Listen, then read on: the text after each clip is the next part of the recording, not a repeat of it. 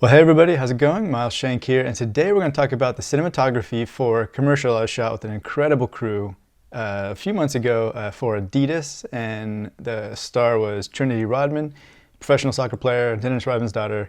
So the commercial was kind of playing off of her name and just showing kind of how she made her own way through professional sports, and we'll just jump right into it.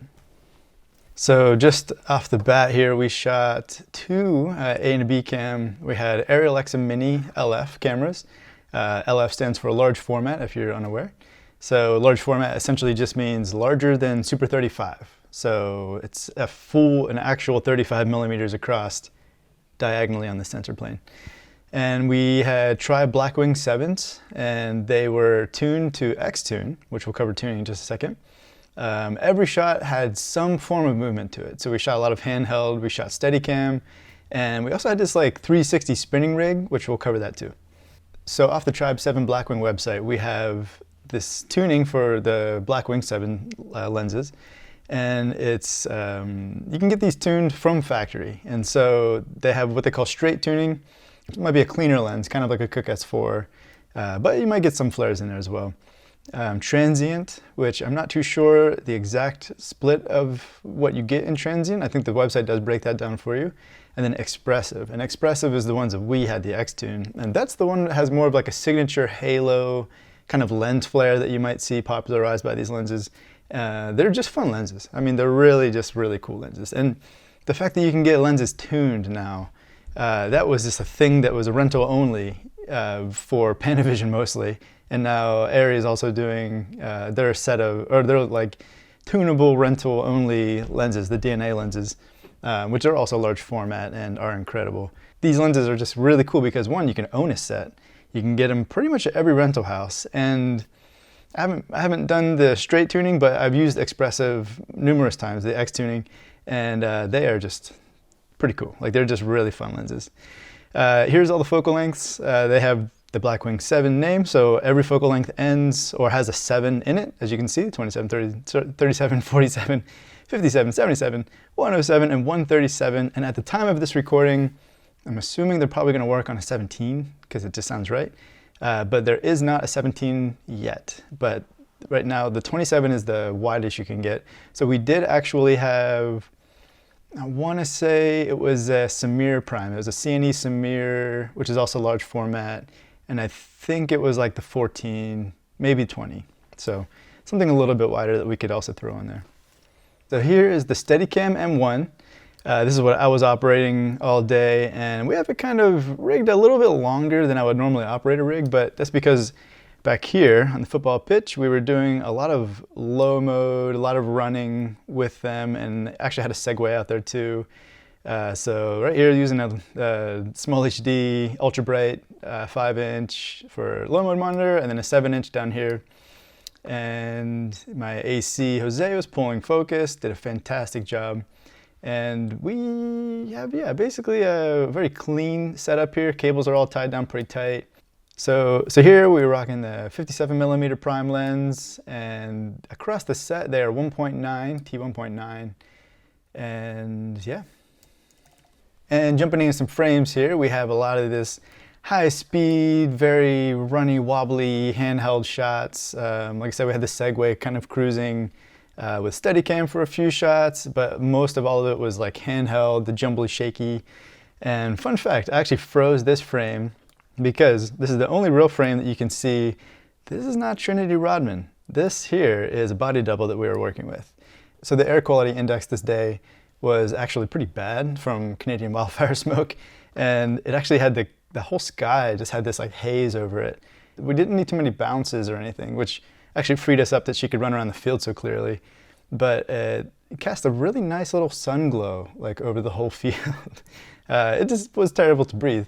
In fact, Trinity's agent wouldn't let her out on the field because the air pollution was so bad. The quality was just so rough to breathe. You felt like you had a scratchy throat after like a few minutes.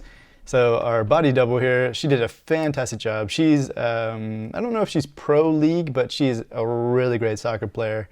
And she did fantastic out there on camera. And so they gave us this World Cup ball, which I guess is pretty rare, and then these brand new cleats or boots and of course they're Adidas. But yeah, just really fun, high-speed shots out here on the field. And here we are getting some of those shots on the field. Here is a cam out here, this Thomas Hole operating handheld, and our AC Jose under this little shroud here, and trying to see his monitor in the direct sunlight. As you can tell, this is like high noon. This is when you don't want to film outside, but because of scheduling, it was basically our only time.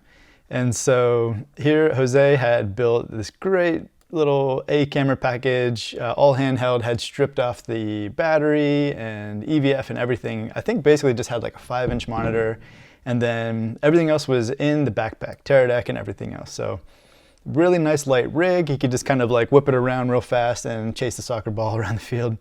And again, this is our Steadicam setup out here. We did originally have a body cam, we're gonna use a snorri cam. And we had that all figured out, and I believe that was FX6 down here, a really small build. And again, we're gonna use kind of like mount everything to the snorri cam, so it was a little bit lighter of a package, and then the camera will be sticking out facing talent, and then, you know, she's turning, kind of doing some big moves. And it was really fun, but time did not allow. So fun fact too, with pro level talent, you sometimes only have them for like a very small window of time. So Trinity was only able to be with us for 5 hours total, which meant hair and makeup, still photography, and everything we needed to shoot with her video-wise. And I believe hair and makeup was slated for like 2 hours. So we had her basically for 3 hours, and then maybe one of those hours was still photo. So we really had her for 2 hours to shoot a commercial, a 30-second spot. So we had to hustle. Anyway, the snorri cam shot got cut, and that's why this camera's sitting under here, not getting used. This is our second AC's monitor. Carly was doing a fantastic job. She's just an incredible second AC. Love working with her. Same with Jose. Love working with him. He was our first AC. And when you have 2 cameras, you almost always need like at least 2 ACs, or your one AC is going to be hustling. But thankfully, we had 2 fantastic ACs all day. Out here, we have a little airy sun, a large airy sun. And I don't know if we actually used this. This was in case, you know, we were in some different clouds and we needed to bounce or fill light. But like I said, with the wildfire smoke, as you can see, the sky is just completely gray. And it did soften the shadows, so it kind of worked to our advantage a little bit. But yeah, still unfortunate to be outside. And one last thing to note about this building here. So normally, what I'm about to show you would be all done in a studio that you can control all the lighting. However, you see we have a lot of duvet draped over these windows, and the rest are just all windows, which is good and terrible at the same time. But going into that building here, you can see we have a ton of light pouring into here. So at the other end of this building, this is like a box where you would have like VIPs, or I guess you could have your donors who's watching the practice or the game, whatever's happening on the field, would most likely be in this air-conditioned room. It was summertime, pretty hot.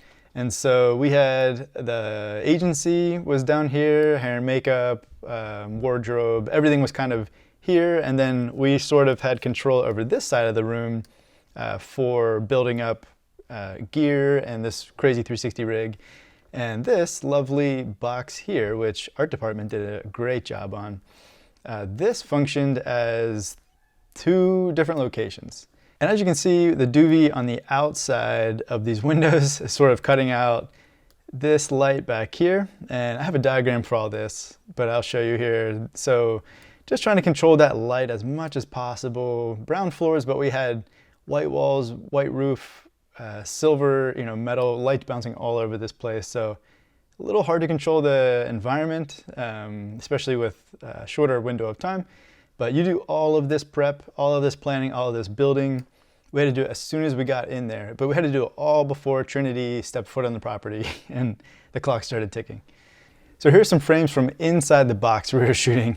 And this was on the 360 rig. So these shots are all rotating around talent.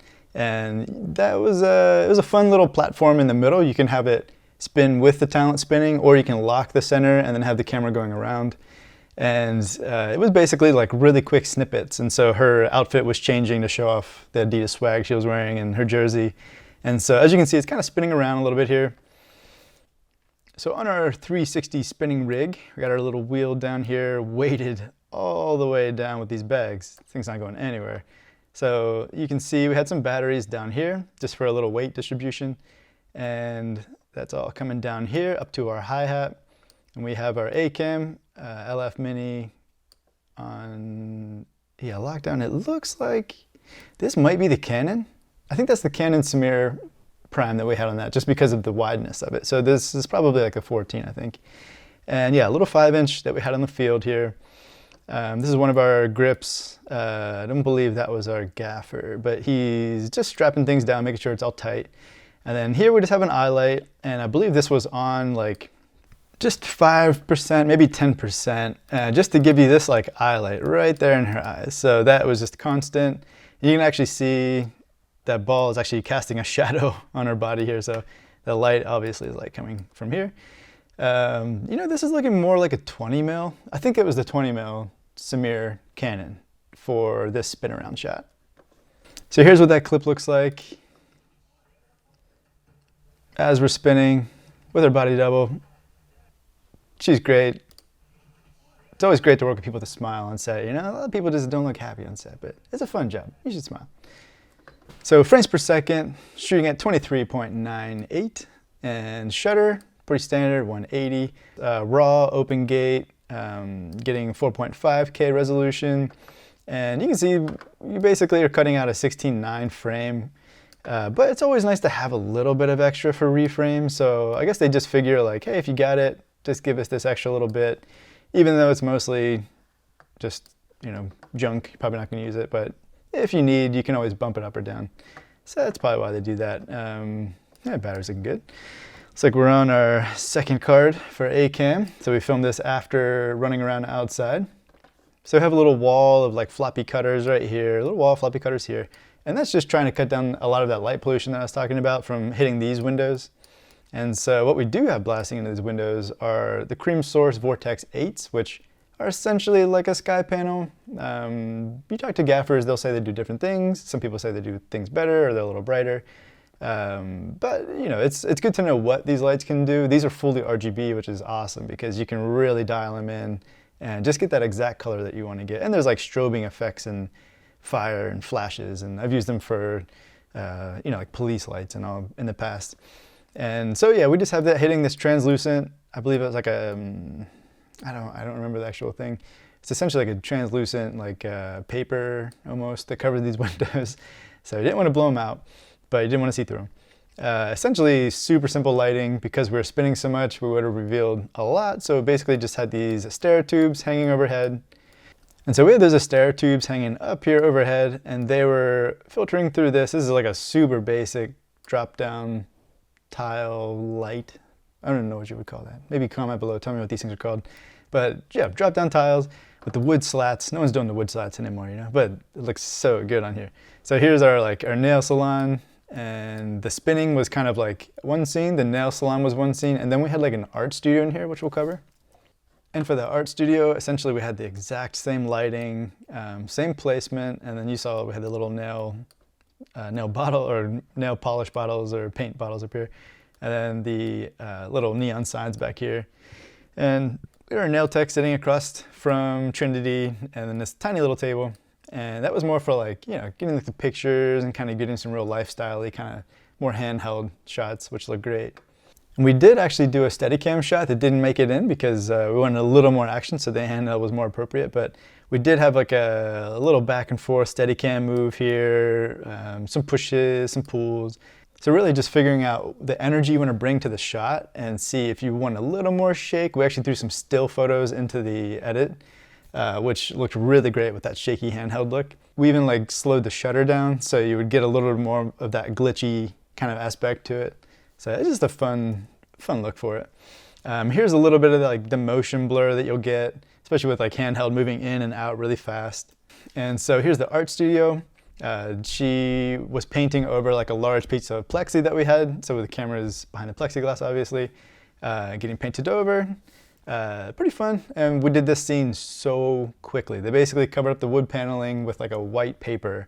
And I believe it was like art department, and even the director was like drawing photos. I think everybody was just like drawing a picture or something just to put something up in there to make it look like a lot of sketches and artwork in the background. And so jumping into another location, this is not in the super white bright room. This is actually a shipping container that this soccer club had retrofitted to become locker rooms. So this is actually some more still. So the camera was wrapping up around here, and then she delivered a line when we got like to her face here. And at the beginning, actually, we did do a wrap around and focused here on the ball. And so she talks about her dad, which is a famous basketball player, retired now. And she talks about like, oh, like everyone sees Rodman, everyone knows my name, da da da, had to make my own way. And so she throws the ball down, and then they cut in a soccer ball that's hitting down on the field, and it's just a fun little cut. So here she talks about how to make my own way, and she throws this towel onto the matte box of the camera and blacks out the whole screen. And so this was also Steadicam, just kind of going in. So it's kind of nice if someone's delivering lines to give it a little more of like a dolly move, especially with like all the other chaotic actions happening. Kind of gives you like a good contrast of like a little slow and steady, and then like that fast pace feels more energetic. And so here we are coming up on the jersey, and so we come out of these crazy graphics and we slow it back down with another Steadicam push, just kind of in, and then again we get this World Cup ball, which I guess was pretty cool for most of our crew was from London, and they were all footballers, you know, big fans, and so they were like stoked that we got this ball, and the shoes, or the cleats, what do you call them, boots, the boots she was wearing were like really great. So yeah, and again, art department did a great job with like putting the boots up here, cleats, and jerseys hanging up in here. You know, we got the Adidas branding here. This was kind of a fun thing because we basically have super simple lighting. As you can see, there's a lot of haze in this room, so it's a really small room. It didn't take long to haze at all. And so after we would get like 1 or maybe 2 takes, maybe 3, the haze would kind of dissipate and we'd have to hit the hazer again. And within 10 seconds, you know, it was like filled with haze again. But we have, I believe it was a 5K, maybe a 4K, I can't really remember. It might have been something with the Fresnel lens, just punching through here. And basically it's looking like sunlight is what we're after here. So we're really after like, you know, this big light shaft coming in, and of course playing across the floor here. And it catches the lockers, gives a lot of texture. What you're really seeing here though, playing on her shoulders and her back, these are 2 more Astera tubes that are overhead. And so, you know, it's giving that locker room kind of look, real dingy dark. It's pretty fun. And over here we have like these little speckles of light. And this is actually just like a super simple practical, or not practical, but a super simple, like, I believe it's a par can, or it might have been like a 120 or something small that was just kind of stuffed into this locker. So what you're seeing is this light dapple punching through the mesh side, the holes in the lockers here, and just kind of creating this pattern. And so it's going through like 2 or 3 of these lockers and getting a little more light. And that's actually also giving her a little bit of eye light, which you can't really see in this shot right now, but you'll see it in just a second. And so here's a continuation of that shot, wrapping around, and she's delivering a line, and it's kind of a hero shot, it's lower. And yeah, right here's this eye light, and I think the resolution kind of like chunked this one out, but she had some nice eye light, and that was also coming from this practical that was in the locker here. You can see one little dapple coming through. But yeah, just a little hit, and then again the overhead lights, so super clean, simple lighting setup. So here's just a little overview of what that looked like. I forgot to actually put in this little par can. So we had this little par in here, or 120 or something, on a little C-stand, and that is just hitting through, you know, the walls of the locker, spreading through here, and then a little bit of catch light just coming off of her eyes, so that when the camera comes up on her jersey, wraps around, comes here, delivers a line, you're just getting that nice pretty eye light, just so their eyes aren't falling into blackness, you know. It kind of, you want that little pop of light, gives them a little life. Here's the Astera tubes overhead, and then yeah, I believe it was a T5, might have been something different. And then here was like another like 6x doobie, that there was another portion of the locker room over here. We didn't have control over those lights, so we just kind of blacked out that doorway and controlled this room.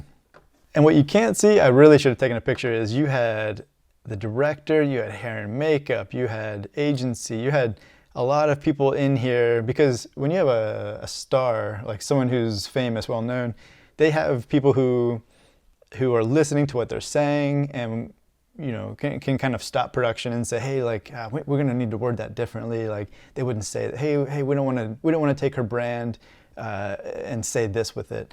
And so, the way we're representing her on camera is closely monitored by a lot of people. So anyway, there was like 4, 5, 6 of us all jammed into this little corner here. And I still had to get the actual Steadicam move. So beside the camera, as we're pushing in, it looks like she's alone in the room. There's actually like people right beside the matte box that I'm pushing through. And then they scoot back here against the wall and then jam into the corner so that when I come around this angle and shoot that way, that the people that were standing here are now all jammed right in here. It's kind of fun, but like the bigger the production, the more people you have to answer to, the more people have their hands on it, which, there's gives and takes. That's can maybe take some of the creativity out, but also it's fun because you're able to like have new parameters, and you have to kind of craft a new image, or you have to change the light here to bring a little more onto their face. It would do something a little different than what we would normally do. It makes you think a little bit different. This was, it looks like before we had the par can.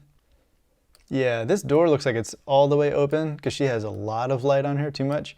And it doesn't look like we have that little par in here yet, because the eye light you're seeing is from that T5 out the door. And the overhead light looks like that was set.